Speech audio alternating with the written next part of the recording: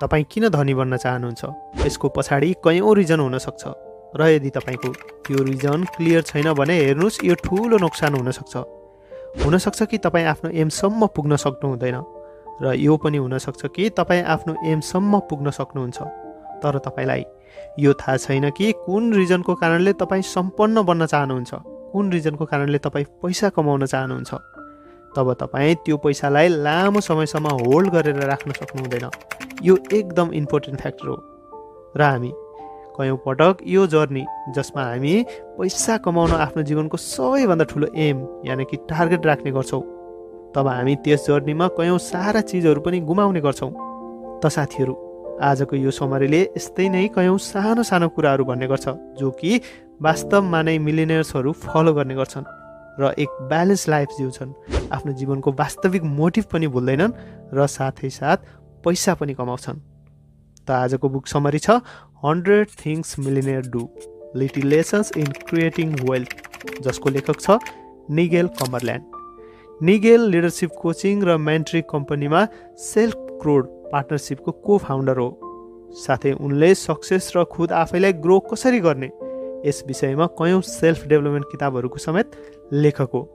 तब यस किताबमा तपाईँ ती सिक्रेटहरूको बारेमा जान्नुहुन्छ जसको प्रयोग मिलियनियरहरू पुरा दिन काम नगरिकन पैसा कमाउनको लागि युज गर्ने गर्छ। त आउनुहोस् कुनै पनि ढिला नगरी सुरु गरौँ आजको समरी यो पहिलो च्याप्टरबाट। नम्बर 1, तपाईँ किन वेल्दी बन्न चाहनुहुन्छ? मानिसको मोटिभेसन उनीहरूलाई उसको बाटोमा आउने हर च्यालेन्जिङलाई पार गर्नमा मद्दत गर्ने गर्छ। जो व्यक्तिहरू केही हासिल गर्नको लागि मोटिभ हुन्छन् उनीहरू लास्टसम्म आफ्नो चुनौतीलाई झेल्ने अठोट पनि गर्छन्। धनी बन्नको लागि तपाईँले यो थाहा पाउनुपर्ने हुन्छ कि तपाईँ सम्पन्न किन बन्न चाहनुहुन्छ। यो तपाईँको फ्यामिली, सन्तान, पर्सनल एक्सपिरियन्स, प्यारेन्ट्स या पार्टनरको कारणले हुनसक्छ। यानि कि तपाईँको साथ जे पनि कारण छ त्यसलाई एक्सेप्ट गर्नुहोस्, किनकि सम्पन्न बन्नको लागि आफ्नो मोटिभेसनलाई पत्ता लगाउन एकदम आवश्यक स्टेप हो। यो तपाईँलाई हर दुःखहरूबाट निक्लिन र अघि बढाउनको लागि आवश्यक पुस र हिम्मत दिने गर्छ। हर व्यक्तिहरू अलग अलग कारणले केही न केही पाउन चाहन्छ। केही व्यक्तिहरू यसलाई आफ्नो इच्छाको कारणले र कोही अरूको कारणले। अर्थात् यहाँ इम्पोर्टेन्ट यो जान्नु हो कि तपाईँ के को लागि स्ट्रगल गर्दै हुनुहुन्छ। सिर्फ पैसाको लागि मात्र काम गर्ने मानिसहरू प्राय छिट्टै नै हार मान्ने गर्छ। यानि कि उनीहरूलाई यो महसुस हुन्छ कि जो दुःख उनीहरू झेलिरहेको छ त्यो यसको लायक छैन। यसै कारणले अन्त्यमा उनीहरू हार मान्ने गर्छन्। त्यसैले लेखक भन्छ कि तपाईँ आफ्नो मोटिभेसनलाई खोजेर लगातार यसमा मेहनत गरिरहनुहोस्। साथै यो तपाईँलाई विनम्र रहनमा पनि मद्दत गर्ने गर्छ, अझ खास गरेर मुस्किल समयमा पनि। यसलाई आफ्नो जीवनमा एप्लाई गर्ने कोसिस गर्नुहोस् र आफ्नो सम्पन्न बन्ने इच्छाको पछाडिको कारण पत्ता लगाउनुहोस्। ती सबै कारणको लिस्ट बनाउनुहोस् जो तपाईँको साथ हुन सक्छ। त यसैको साथ अब कुरा गरौँ नेक्स्ट च्याप्टरको, स्क्याम। धेरैजसो मानिस पैसाको मामलामा ठगिने गर्छ किनकि उनीहरू सजिलैसँग अझ धेरै पैसा कमाउन चाहन्छ। उनीहरू कुनै पनि काम नगरिकन ती सबै चिजहरू पाउन चाहन्छ। तर वास्तविक जीवनमा इजी मनी जस्तो कुनै पनि चिज हुने गर्दैन। साथै तपाईँलाई कुनै पनि यस्तो अवस्था मिल्दैन जहाँ तपाईँलाई यसको मूल्य नचुकाइकन सबै थोक मिलोस्। स्क्यामर यानि कि धोकाधडी गर्ने व्यक्तिहरू सही समयमा सही शब्द बोलेर मानिसहरूलाई बेवकुफ बनाउन एकदम राम्रो तरिकाले जान्दछन्। यो तपाईँलाई ती सबै चिजहरू भन्ने गर्छ जो तपाईँ सुन्न चाहनुहुन्छ। यस्तै नै चर्चित र कमन स्किम छ पन्जी स्किम। यस स्किममा मानिसहरू कुनै एक अर्गनाइजेसनलाई पैसा दिने गर्छन् जसमा उनीहरूलाई लो रिस्कमा हाई रिटर्न दिने बाचा समेत गर्छन्। तर यस अर्गनाइजेसनको व्यक्तिहरू नयाँ इन्भेस्टरबाट पैसा लिने गर्छन् र त्यही पैसा पुरानो इन्भेस्टरहरूलाई दिने गर्छ। र त्यसपछि जब उनीहरूलाई जोइन गर्नको लागि नयाँ मेम्बर मिल्दैन तब यो स्किम आफै बन्द हुने गर्छ। त्यसैले लेखक भन्छ कि इन्भेस्टमेन्ट सधैँ एक रिस्कीको साथ आउने गर्छ। यो कुरा सधैँ याद राख्नुहोस्। साथै यदि तपाईँलाई कसैले बिना रिस्कको सबै डिलहरू अफर गर्ने गर्छ भने तब त्यहाँबाट भाग्नुहोस्, किनकि चान्सेस धेरै छ कि ऊ तपाईँलाई धोका दिने कोसिस गर्दैछ। यस किसिमको डिलबाट बच्नुहोस् र यो नलेजलाई आफ्नो जीवनमा एप्लाई गर्नुहोस्, लालचमा नआउनुहोस्। यदि तपाईँलाई वास्तवमा नै पैसाको आवश्यक वा तपाईँ आफ्नो पैसालाई डबल गराउन चाहनुहुन्छ भने तब तपाईँले यसको लागि कडा मेहनत गर्नुपर्ने हुन्छ। र तपाईँ जे पनि गर्नुहुन्छ समझदारीसँग सोच्नुहोस् र आफ्नो दिमागबाट काम लिनुहोस्, आफ्नो इमोसनबाट होइन। The next chapter, saving before spending. लेखक भन्छ कि सेभिङ गर्नु फाइनेन्सियल सक्सेसको एकदम जरुरी भाग हो। यदि तपाईँ जान्नु हुँदैन कि सेभिङ कसरी गर्नुपर्छ, तब तपाईँ कहिले पनि एक सम्पन्न व्यक्ति बन्न सक्नुहुँदैन। यानि कि हर सम्पन्न व्यक्तिहरू यो जान्दछ कि आफ्नो फाइनेन्सलाई कसरी सम्हाल्नुपर्छ, साथै उनीहरू एसेट्स र सेभिङको इम्पोर्टेन्ट पनि बुझ्छन्। त्यसैले यदि तपाईँ साँच्चै नै सम्पन्न बन्न चाहनुहुन्छ भने तपाईँले सेभिङको बारेमा जति हुनसक्छ धेरै सिक्नुपर्ने हुन्छ। अर्थात् तपाईँले प्रत्येक महिना ठुलो एमाउन्ट बचाउन जरुरी छैन, मात्र तपाईँलाई बस आफ्नो दिमागलाई पैसाको साथ राम्रो रिलेसनसिप बनाउनको लागि तयार गर्न आवश्यक छ।